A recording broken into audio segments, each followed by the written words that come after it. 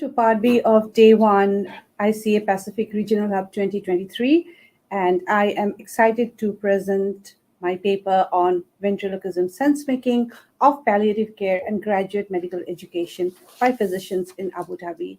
I am delighted to present this with my co-authors Halah Ibrahim and Thana Harhara, and I hope that I'd be able to do justice to the amazing work that I have pitched in.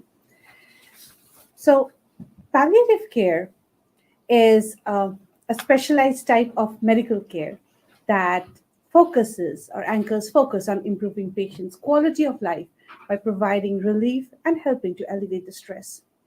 Early referral to palliative care services has been shown to alleviate pain and symptoms and improve the quality of life for patients and their caregivers while decreasing healthcare costs. The human and economic ramifications of providing high-quality palliative care services warrant further investigation into how future doctors are being trained and assessed in end-of-life care. Research has shown that medical students who receive formal education in palliative medicine display more confidence and professionalism in providing end-of-life care. Research has also noted that physicians who underwent training in palliative and end-of-care were more comfortable with essential decision-making in their practice. As the world's population ages and the prevalence of non-communicable diseases increases, all medical trainees will need to develop the skills to manage dying patients and their families. In response, educators globally have called for the development and implementation of medical curricula to better equip medical students and residents with the knowledge and skills to provide end-of-life care. Studies also reveal a fragmented and inconsistent approach to palliative care communication training, resulting in future physician workforce that lacks the preparedness and expertise to communicate with palliative patients. However, previous studies have focused simply on whether or not medical schools and residency programs worldwide offer palliative care education for their trainees, with recommendations for curricular reform. And these simplistic supply and demand logistics essentially neglect many important dimensions of palliative care training. And this is particularly relevant in the non-European context, where medical education is tied to structural and cultural context. For instance, Ibrahim and Harhara note that in the teaching hospitals of United Arab Emirates, the residency program directors face multiple barriers in addition to a lack of a formal palliative care curriculum, including cultural and structural challenges. In this study, I, along with my co-authors, offer a ventriloquism approach to describe how physicians in an academic medical center make sense of their own understanding of palliative care education and the pathways that circumvent the traditional meaning-making tropes in structured medical education. Ventriloquism is a creation of an illusion in which a person pretends that a prop possesses a voice, as Curran states. Akin to how ventriloquists make their dummy figure do something, we aim to understand how palliative care educators draw upon ideologies, concepts, or objects to communicate the importance and skills of palliative care to their residents so that the silence around the end of care is addressed. Given Curran's contention that everything can speak, we analyze how and to whom the educators turn when they themselves feel unprepared and unable to communicate end-of-life care instructions and guidance to medical trainees. There are theoretical and practical implications for health communication scholars in the sense-making and paradoxical approach to end-of-life communication education currently provided to medical trainees. When facing challenging situations in communicating uncomfortable topics, the pragmatism and strategic communication of stakeholders can be applied to study similar issues in healthcare settings, particularly in the context of cultural and structural challenges. From the theoretical perspective, we apply the principles of ventriloquism to a new context of end-of-life communication. Ventriloquism, as a theoretical lens, offers an alternative but powerful understanding of organizations as constitutive of both living and non-living. The Montreal School of Communication forwards hybridity as a template to understanding the underlying communicative processes which constantly build, rebuild, and manifest interactional materiality, as forwarded by research. Now, Constantini and Wilder-Wool's work in 22 notes that as ventriloquist and figure interact, they animate each other. It is precisely the relationship of attachment, the connections, and interdependence with one another that allow them to speak simultaneously as distinct figures and as a collective. The apparent dissociation and relocation of voice and agency, as seen in ventriloquist and figures interaction, refines the transference of power and communication in interaction between the living and the non-living in a particular environment. Now that we have had a chance to look at the introduction and theoretical aspects of ventriloquism, I turn my attention to data gathering methods and analysis. So the interview guide was developed by two of the authors who have formal training and experience in palliative care and medical education. And semi-structured questions were developed to gain a deeper understanding of physicians' comfort level and experiences in teaching palliative care principles to medical trainees. I next move on to the settings and participants to better ground the context of the study. So the United Arab Emirates, or UAE, is a multicultural, multi-ethnic country in the Middle East with a population of approximately 109 million individuals, according to Worldometer.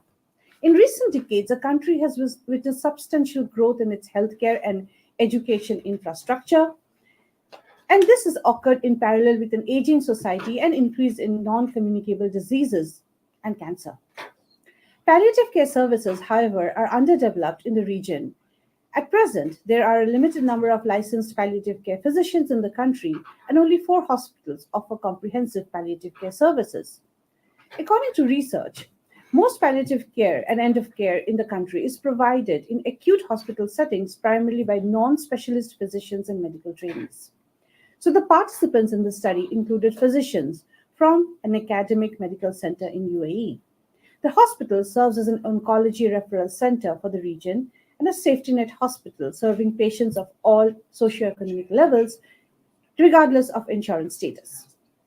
It is also the largest provider of postgraduate medical education in the country, sponsoring 268 trainees across a transitional year internship, 8 residency training programs, and 4 fellowships. So purposeful sampling was used for the interviews, and 2 authors interviewed general internalists, critical care physicians, hematologists, and oncologists. We use a grounded theory approach, and I present the results. We had 18 participants, and the physicians represented different specialities and education backgrounds, as well as diverse ethnicities, cultures, and religions.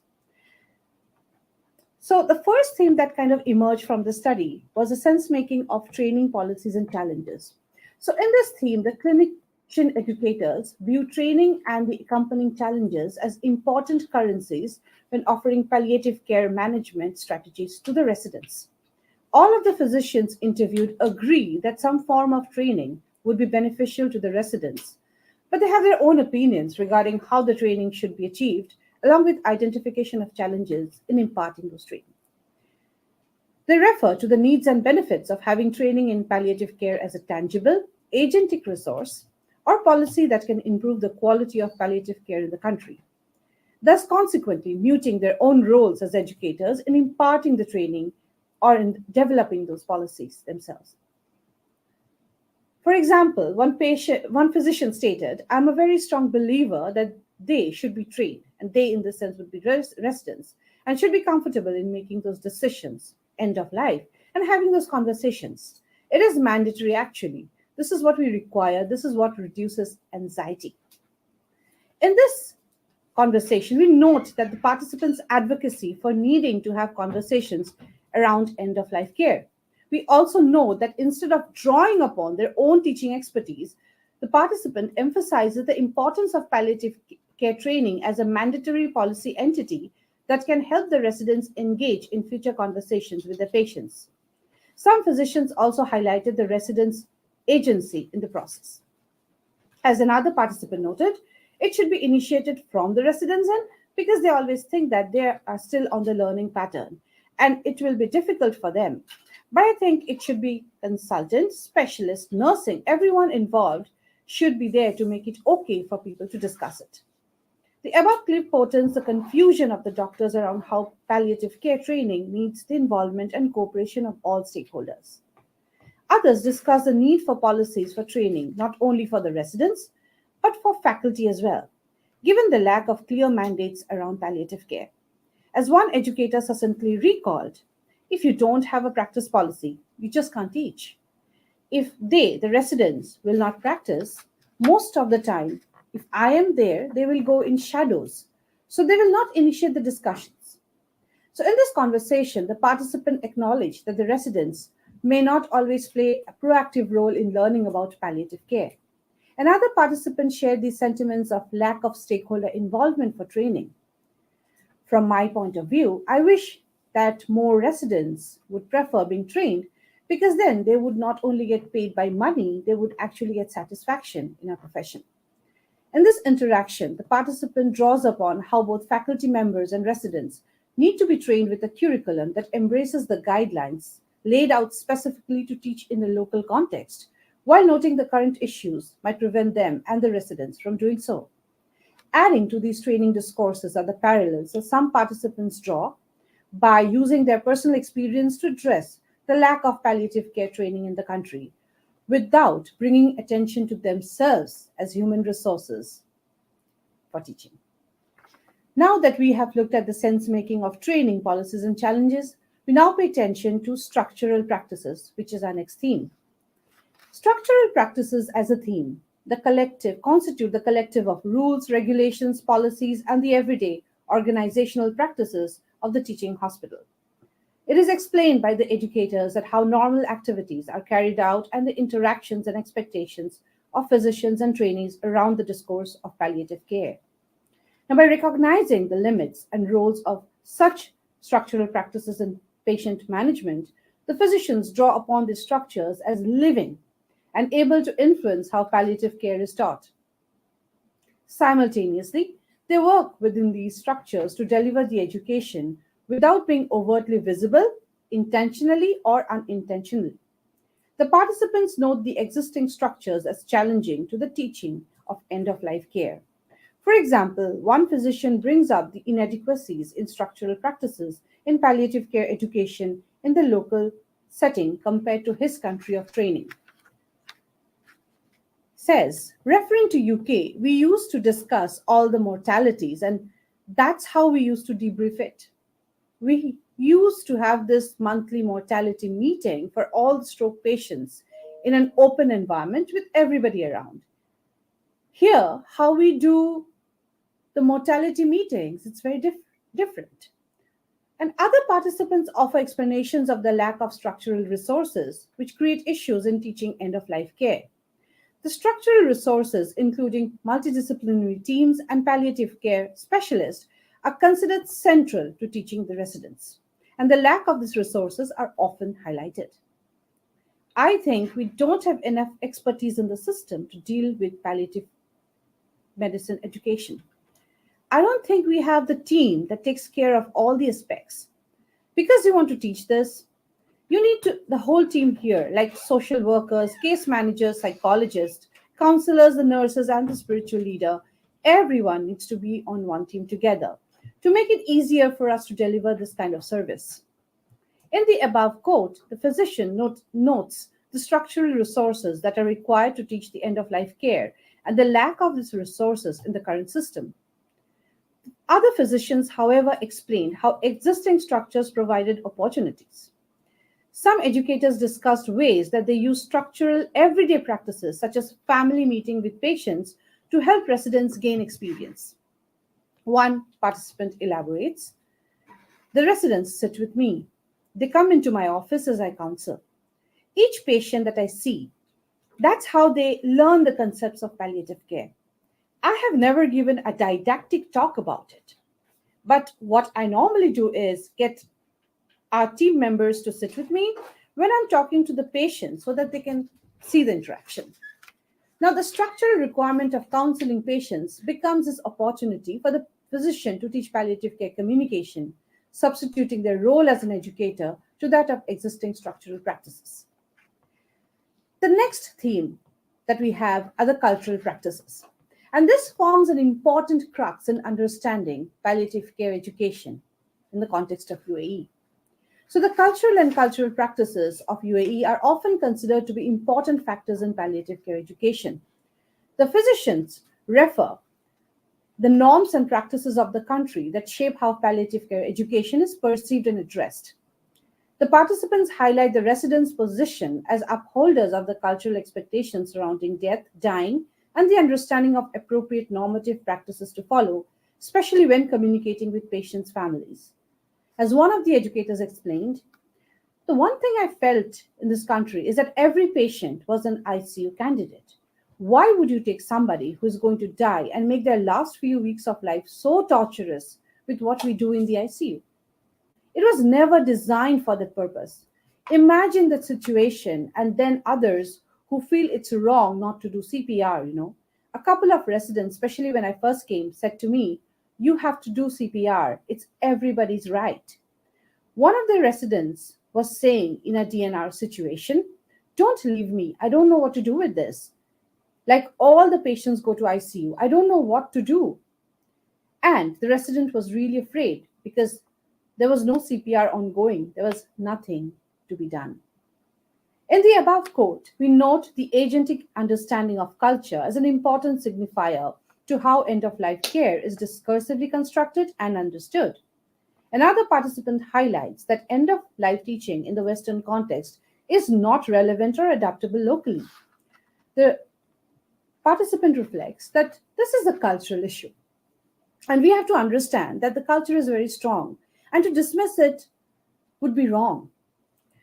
So I think we have to tread this very carefully. I think it would be wrong for us to implement the West centric thought processes, the Western ideas completely here. It may not work. In this admission, the participant places culture at the heart of medical education. So all of the participants refer to an experiential model of training where the role of the educator is minimized, particularly when end of life communication is foregrounded. This happens through experiential learning when the resident is immersed in cultural discourses of death and dying with the patients and their families without any teaching cues provided by the educator, but rather through sense making and practice and experience. As one participant described when asked about the cultural practices related to teaching palliative care, "Sometimes I go with the resident, so they like my way of communicating. I tell the truth, but in a different way. We are in the Middle East, and we should have our own way of telling the bad or breaking bad news." Another participant shared how reminding the students of culture as an everyday practice of communicating palliative care helped him reach out to the residents. "So when I do rounds with the residents, I would tell them that this patient is coming with possible cancer. What are we going to do even if we diagnose cancer? The patient will not tolerate surgery because of age. But then you have to run it by the patient, by the family, and try to convince them not to be aggressive. But at the end, after that, if they say, 'I want everything to be done,' then I have to do it unless I get some clear instruction otherwise." In the above quote, the educator places the normative ideals of palliative care via familial negotiations that the students themselves are advised to do in order to make an appropriate end of life care decision. The educators in this case defer to the cultural practices as teaching resources for the residents to learn about palliative care. Next, I turn my attention to the final theme, and that is immersive anticipatory practices. All the participants noted the futility of imposing a standardized Western curriculum in the local context, particularly regarding end of life communication skills. However, the existing normative, structural, and cultural considerations around palliative care were challenging, and policies were either vague or lacking. The participants shared their struggle to formally teach palliative care to the residents. However, they shared their anticipation and plans to teach, should the option be made available to them. As one of the physicians notes, "The residents listen to the conversation with patients, but teaching? No, we don't do this because I don't know. I don't want to say that I gave up on this here, but it's really difficult. There is no way the patients will accept it. I've tried it many times. But I don't remember any case that turned out well with me. I don't know if someone else has been able to convince a family to make a decision about end of life. So this is why I was thinking, what would be the solution for this problem here? So I think the best will be in the community, education, in the media, sometimes talking about palliative care or medical lectures or something on TV. So in the above conversation, the physician shares the futility of formal training on this topic. Instead, the physician recommends that there should be community awareness through public health messaging about palliative care principles in the media. Where do we go with this? So, in this study, we looked at the meaning making practices of physicians using the lens of ventriloquism to clarify and explain how they teach palliative and end of care to their residents. We examined the communicative acts related to palliative care education, which, although essential for medical residents, can be embedded in structural and cultural contradictions around the concepts of death and dying. We looked at the four themes that emerge from the interviews of physicians who work closely with residents in providing palliative care education and support for seriously ill patients. We also make sense of the participants' desire to overcome teaching barriers by circumventing their own role as educators in favor of other resources for end of life training. In this regard, the physicians distract from their own roles and expectations as educators by bringing attention to other factors that impact and impede the training, a sort of educational ventriloquism. Our findings are consistent with earlier research about the challenges associated with end of life medical training in UAE.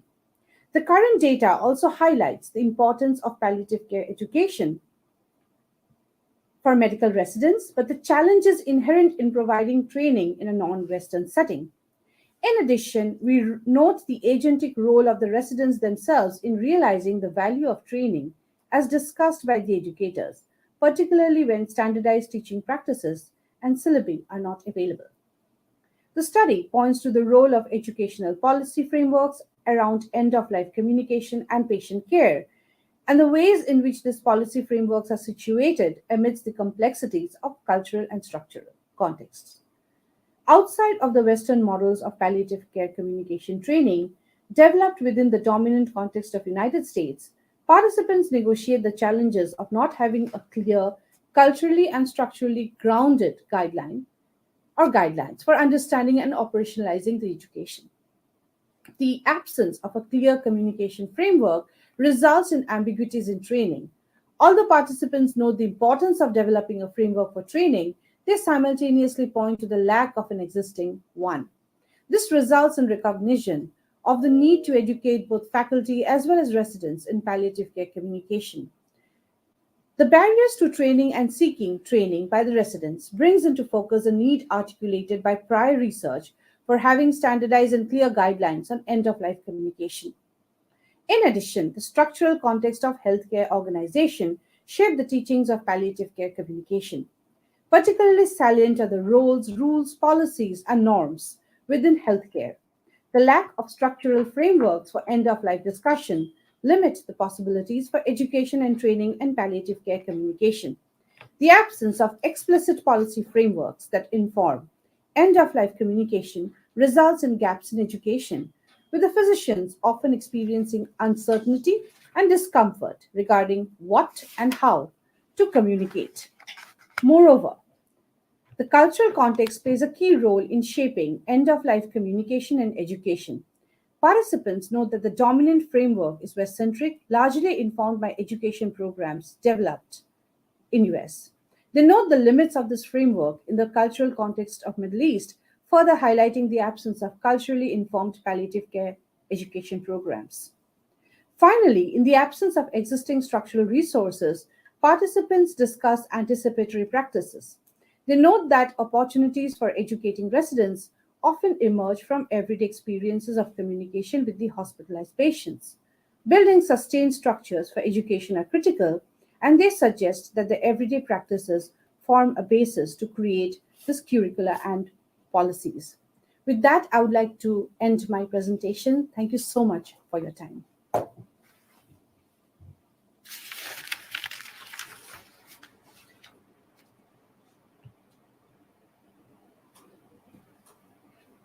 So if there are any questions around here online, please let me know. What were the ethnicities of participants? Did that have any difference on their views? That's a very good point. So often research has shown that the doctors who actually work in UAE are they come from different cultural contexts. Yeah, I just wondered if does that make it like an impact on how they view it and how they practice? That's not that we found in the study, but that actually is a very interesting thought to think about, and something that definitely can be considered for the next iteration. And I would definitely make that as a point to kind of move. Thank you so much.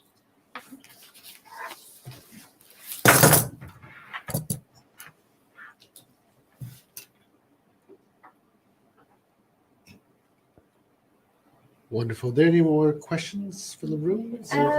Yeah. That as I said, like I mean, as Phoebe said, yeah. I mean, Middle East is multicultural. I'm sure there are doctors from India, there are doctors from so many other countries, and in a multicultural context, having a standardized guideline or having a more of a, I mean, I'm just wondering. Is it culturally informed or culturally making everyone come together and be the decision? Because coming from a CCA methodological background, I think culturally informed is again making the patients become targets of something that's very standardized and decided at the top level, but culturally sensitive. But patients' involvement and patients' family involvement should be equal, if not less, or if how their involvement is equally important, because there are doctors from different cultural background. There are also patients from different cultural backgrounds. It's not just Middle East. There's a huge Indian population. There's a huge population from other Western countries as well. So having one standardized framework, I believe is might be a similar perpetuation of the Western biomedical approach. Yes, and I think there are two parts to it. So in UAE, what happens is for graduate medical education, there's this framework that comes in from US where they have to have these many competencies as a medical student in order to kind of and they have to show that they have actually attain those competencies in order to complete their training. So that's something that has come in from a very non-UAE context, so that they have to do because it's apparently standardized, rationalized way of doing things. The conversation that run parallels and to which our research kind of contributes is that is not the case. When you are kind of imposing that, it always have like resistance from ground up, and I think this CCA model kind of the one that you're referring to kind of holds to that. And what we are looking at then are these challenges faced by the doctors themselves when they are trying to they're having the standard guidelines, but somewhere they're finding that they're not able to connect ground up because the space has no it's kind of, how do I say this, invisible around this context of palliative care. It's not systematized. It doesn't have specializations within the hospitals themselves. So then we find different disciplines or different specialities talk about palliative care, and they're doing their own thing themselves. And that's when no one's willing to come up with these suggestions themselves, but refer to all these bits and pieces using the other voice, right? Puppets, if you will. Them and their dummy. They're dissociating their voices in that manner, because the whole idea is there needs to be something ground up. There needs to be it needs to be specialized, very standardized, but definitely not the norms and the ideals that are set by a standardized education you're bringing in from outside. Right. And that is where I think our paper wants to kind of argue that it's important to take the cultural context of the space within which you are. And CCA does that as well. And CCA is a very systematized approach to that. Yeah, so there's a lack of a common communicative space where everybody can come together, because there is just no space for all the disciplines and patients and everyone to come together. Yes, and therefore by using the theoretical lens of ventriloquism, what I'm doing is essentially foregrounding the voices of the physicians themselves and not anyone else. Yeah. Where exactly are they? Because I think they are caught in the middle, if you will. On one Right. hand, they have to Yeah. talk Yeah. to the patients' families, give them the best possible care.